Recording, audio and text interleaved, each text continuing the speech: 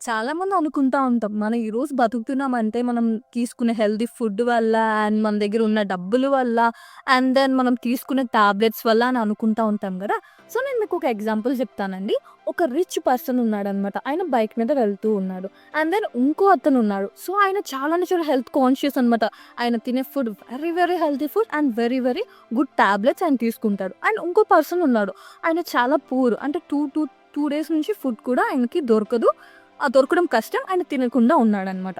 So, ఇప్పుడు ఆ bike మీద వచ్చే ఆయన సడెన్‌గా యాక్సిడెంట్ అయ్యి చనిపోయాడు. అంటే ఆయన దగ్గర చాలా డబ్బులున్నాయి గదా! ఆయన బతకొచ్చు గదా! కానీ నో ఛాన్స్. అండ్ దెన్ రోజు ఎవరైతే హెల్తీ ఫుడ్ తింటా గుడ్ టాబ్లెట్స్ తీసుకుంటున్నాడో ఆయన సడెన్‌గా హార్ట్ అటాక్ వచ్చి చనిపోయాడు.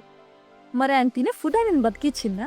ఆయన 2 డేస్ ఫుడ్ తినకుండా ఉన్నాడు గదా! ఈయన గదా చనిపోవాల్సింది. కానీ ఆయన హెల్తీగానే ఉన్నాడు.